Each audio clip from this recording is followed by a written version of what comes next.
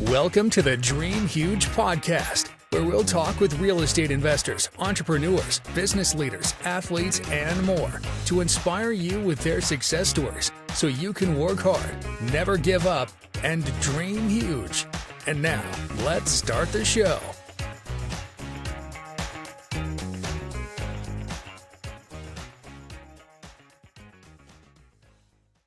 Yo, what is up, everybody? Welcome to the Dream Huge podcast, man. Super excited for this one today. We love to share success stories from other huge dreamers, folks in the real estate business, entrepreneurs, movers, shakers, influencers, and more.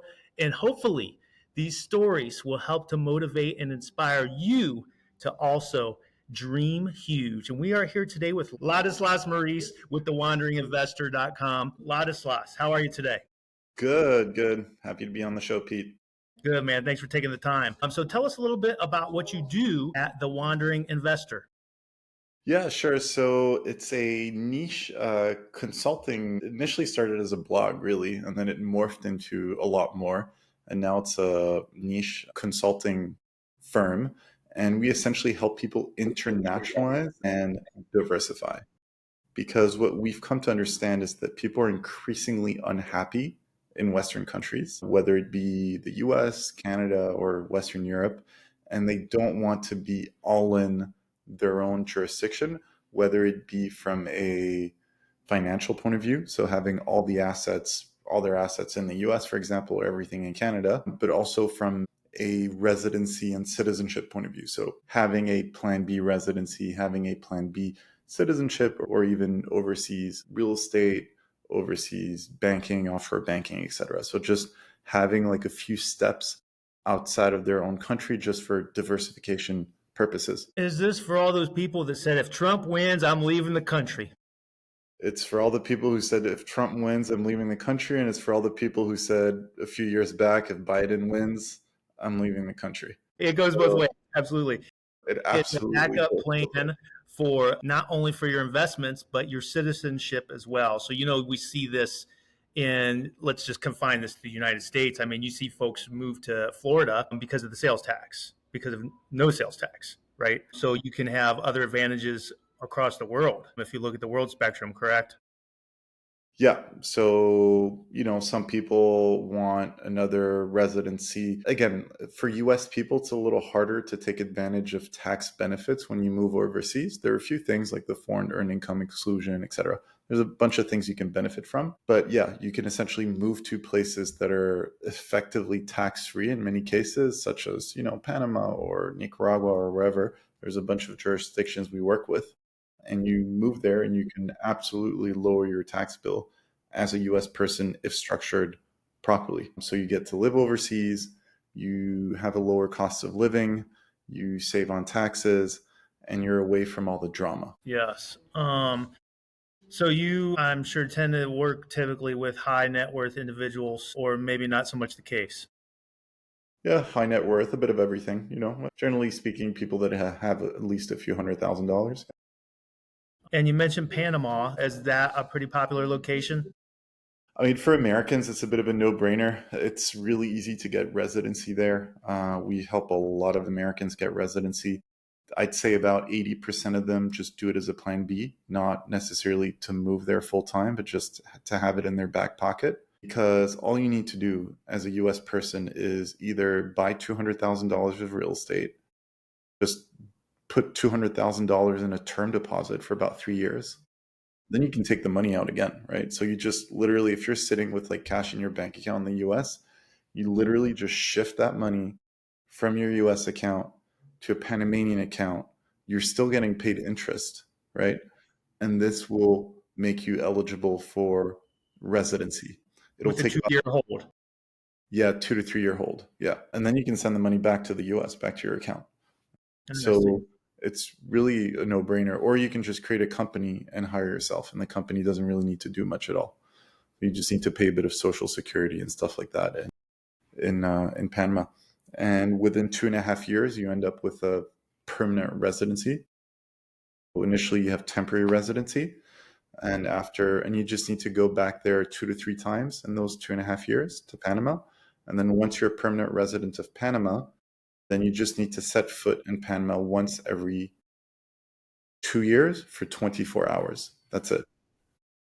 And then you have this permanent residency that gives you the right to live, to work, to bank, to do whatever in the country. So you have a full plan B.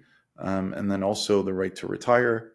And then once you retire in Panama, healthcare is a lot more affordable, et cetera.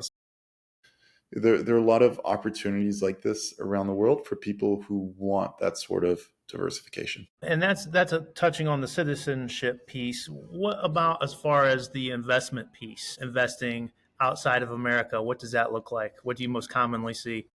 Yeah, so look, there are people that go on YouTube and they say, oh, the dollar is going to collapse and, it's the end of America and, blah, blah, we're going to lose everything and this and that.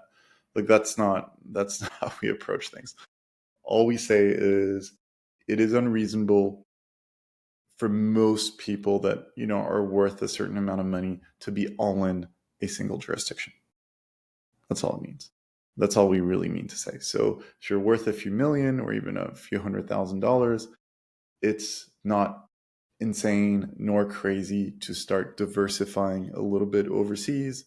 Obviously when you're talking smaller sums, sure, go buy some foreign ETFs or some foreign stocks, etc.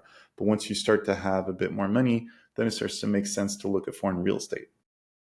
And in many cases, in a lot of these countries, not all, but in many countries, when you invest in real estate, you can get a residency permit out of it as well. So you get a residency permit, you have an actual plan B with a house waiting for you. In the meantime, you can rent it out, earn some money. You're diversified into another currency. Having local real estate generally, in most cases, entitles you to a local bank account. So you start to have to see the formation of a proper plan B. And so some markets are quite lucrative. I mean, generally speaking, as a US person, it's hard to raise money locally, right? So it's not like in the US you can use leverage, et cetera, blah, blah. So it's different calculations. In most markets, when you venture overseas as a US person, those are cash markets. So sure, you can raise money back home, invest overseas. Again, riskier because there's often a currency trade as well. But if you have cash in some markets, you can get some pretty decent returns, and then you're diversified and you have a plan B. You're preaching to the choir, my man. We often talk about the benefits of investing in real estate, and they go much beyond cash flow. So when you start looking into all those different aspects, the diversification, the tax benefits, you and I and everyone out there needs to maximize the amount of legal deductions when it comes to taxes, right? And so many of us, I mean, the tax code book is like this thick. I don't think my hands can even fit on the screen, right? So it's up to us to educate ourselves and learn from folks like you and experts in the field where we can maximize our legal deductions. And the wandering investor, Ladislaus Maurice, helps you by doing that when it comes to investing overseas and investing in real estate overseas. So very cool stuff. How'd you get into this? I kind of fell into it. I studied business in Canada, then went to business in law school in Australia. And then I was an expat for Nestle, the big food company, in Switzerland and in Africa for most of my 20s. So most of my 20s, I was in Africa working for Nestle. My last role there was on the board of Nestle Ghana, in charge of a few West African countries for the milk business. And at the age of 30, I just wanted a change, right? I'd been, okay, cool. I was a good student, got good grades, got a job at a big company, spent most of my 20s in Africa. Great learning experience. Loved every second of it, but I didn't quite want my 30s to look like my 20s. So I left. My plan initially was to move to Dubai, but first I was like, let me just go on a road trip, right? Let me try life for a little bit. So my parents were retiring at the same time. So we went on a road trip from Oman near Dubai to Paris by car. So that meant going to Dubai and then taking the ferry with the car to Iran, crossing all of Iran by car, going into Armenia, Georgia, crossing all of Turkey, going into Greece, going into Ukraine. That was before the war. And then Paris. And it was the first time that I had two things going for myself. One, having a lot of free time, right? I had been working a lot in corporate for the past 7 years in Africa, long hours. And two, a bunch of money. Typically in life, you're either time rich and cash poor, or you're rich but you're time poor. And it was the first time that I had these two elements at the same time. So I was just going in these random places, in these cities, in these countries, going, meeting with lawyers, real estate agents, expats, local business people, and just getting a feel for the market, because, why not? I had time, right? And yeah, I just came across opportunities. I started operating my first flips. And then I just never got back to trying to look for a job in Dubai. And now I've been doing this for 9 years now, 8, 9 years, full time, just traveling around the world and doing investments all over in real estate. I've invested in, Central America, South America, Western Europe, Eastern Europe, Balkans, Middle East, West Africa, East Africa, and recently Southeast Asia, North America as well. So yeah, it's been a good ride. Incredible. And so often we work with investors, real estate investors, and we'll hear, I just can't, I want to invest in real estate, but I just can't find anything that makes sense. I can't find anything that cash flows, or I can't find anything that offers the tax benefits I'm looking for. Well, so often their search is too narrow, right? You really have to open your mind to investing, even though so many of us invest right in our own backyard, and I do as well, but we have to open our mind up outside of investing in our own backyard. Would you agree? I agree. At the same time, I'd also say that it's not right for everyone. The further away you venture, the more complexity you add to your life. Let's be fair. It's easier to manage a property in your own backyard than in Mexico or Kenya, right? It's not impossible at all. It's very doable. You can just hire property managers, good ones, and generally speaking, you're fine. But people need to look, as soon as you start venturing overseas, investing internationally, you need to have a higher threshold in terms of tolerance for ambiguity. If you're a control freak, please don't contact me. But man, that toilet is clogged. I want to unclog it myself, so I know that plumber isn't taking advantage of me. Right? Isn't overcharging me by 15%. Right? I'm going to travel across the world to do that. No, but that's it, really. And we're guilty of that locally too. But yeah, you got to definitely let go of a lot of that control if you're looking to scale worldwide. So, Ladislaus, any final thoughts? We're up over 14 minutes here already. I think what you do is very unique, and it definitely adds value to our listeners and to our viewers. Ladislaus Maurice, the wandering investor. Any final thoughts? Yeah, just a final thought. Look, you see a lot of horror stories with regards to people investing overseas. They bought a plot of land in Mexico and then they never actually owned it, and this and that. 99% of cases when this happens to people, they just went off with, their girlfriend's cousin or uncle who recommended. It's just 99% of cases, if you hire a reputable law firm to represent you in a transaction, you will be fine. Investing overseas is absolutely not as risky as what some media would like to portray it as long as you follow some basic protocol. Again, hiring reputable law firms, you'll be fine. And your company helps with that. And what do your services actually include, and what is the cost for that? Yeah, sure. So essentially, people are free to follow us on YouTube, our free mailing list, and we travel around the world looking at specific investment opportunities.